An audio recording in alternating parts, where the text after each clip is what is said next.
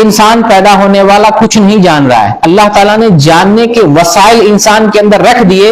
ان وسائل کی بنیاد پر انسان علم سے مالا مال ہوتا ہے, اور پھر دنیا میں جو کچھ ہم دیکھ رہے ہیں انسانوں نے بنایا اور ایجاد کیا ہے, یہ دراصل اللہ کی نعمت کی بدولت ہے.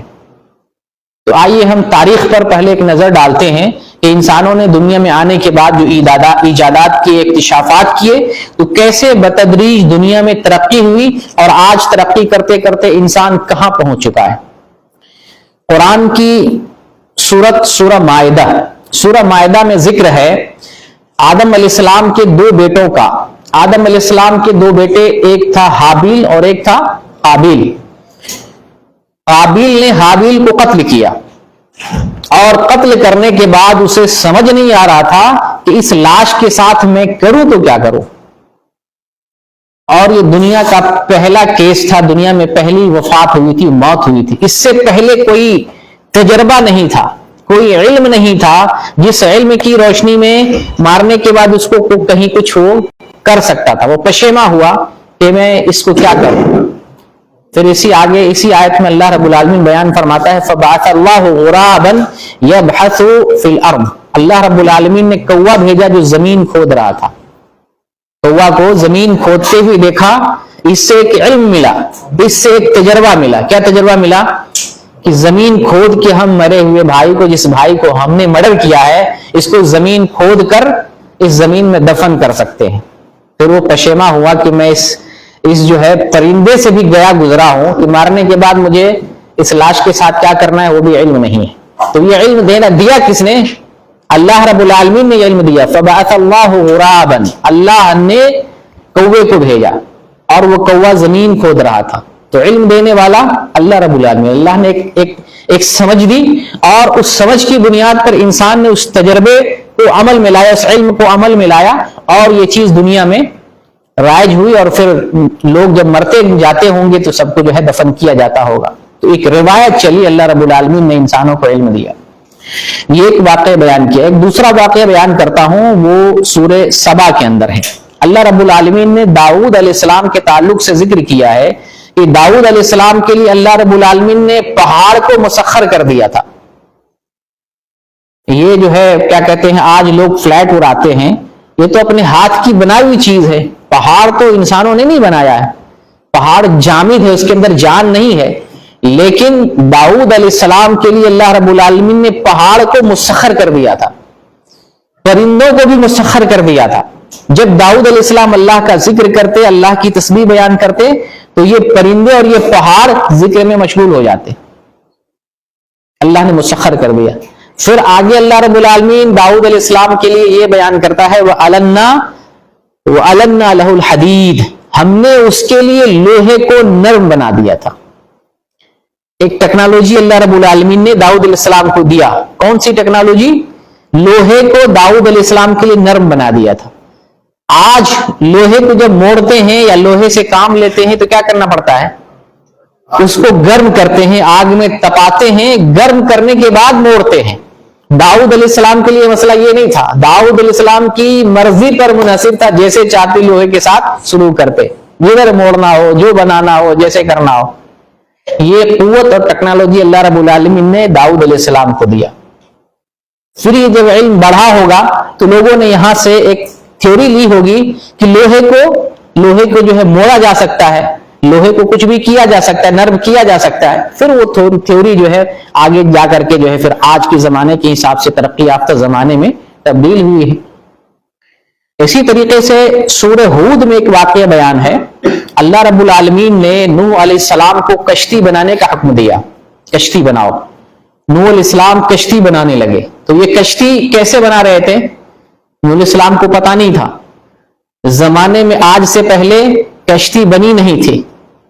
یہ ٹیکنیک اور یہ تھیوری, یہ علم دنیا والوں کو معلوم نہیں تھا. تو نوح علیہ السلام نے کشتی بنائی, اور کشتی بنائی اللہ جیسے بیان کر رہا تھا, جیسے بتا رہا تھا, اللہ کی وحی کے اعتبار سے وہ کشتی بنا رہے تھے.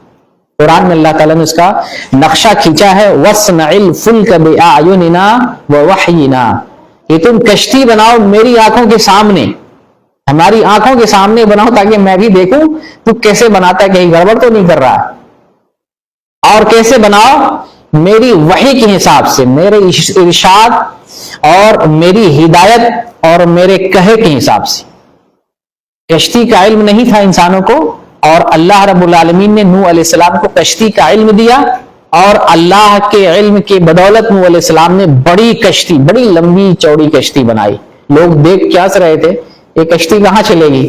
نہ سمندر ہے، نہ دریا ہے، نہ پانی ہے، یہ صحرا میں جو ہے جہاں پانی نہیں ہے، نوح جو ہے یہ کشتی کہاں چلائیں گے؟ نوح علیہ السلام نے کہا ہنس لو، ہماری بھی باری آئے گی، ہم بھی ہنسیں گے۔ تو یہ ٹیکنالوجی کشتی بنانے کی کہاں سے آ رہی ہے؟ اللہ رب العالمین کی طرف سے۔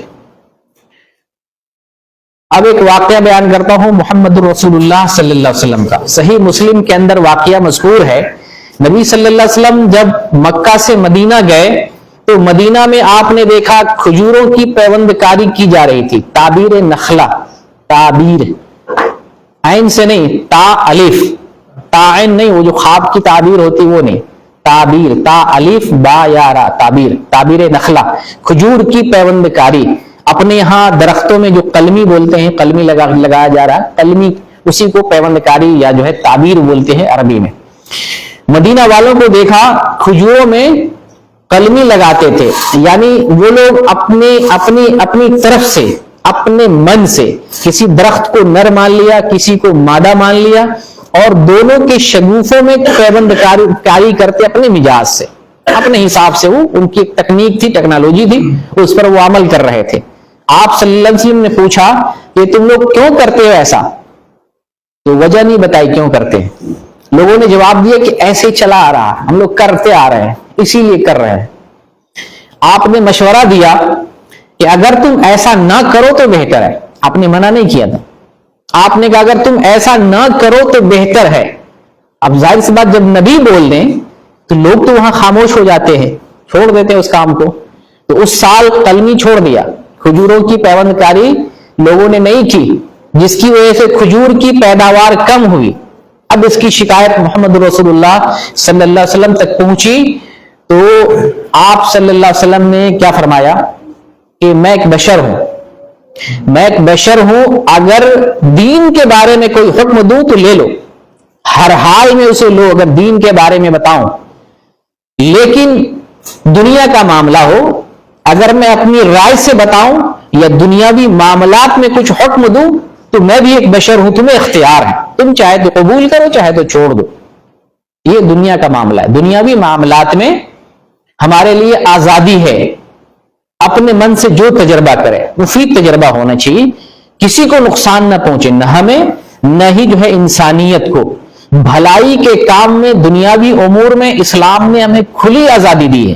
آپ ٹرین بنائیں، بس بنائیں، ایئرپورٹ بنائیں، ایئر لائنس بنائیں جو ہے، اور جو راکٹ بنائیں، کچھ بھی بنائیں، لیکن مفید ہو، مضر نہ ہو۔ لا ضرر ولا ضرار اسلام کا ایک قاعدہ ہے، نہ تکلیف دینا ہے نہ تکلیف پہنچانا ہے، خود نہ تکلیف لینا ہے اور نہ ہی کسی کو تکلیف پہنچانا ہے۔ ایسا کوئی سامان، ایسی کوئی چیز ایجاد نہیں کرنی ہے۔ مفید چیز میں آزادی ہے، چاہے جیسا کرے۔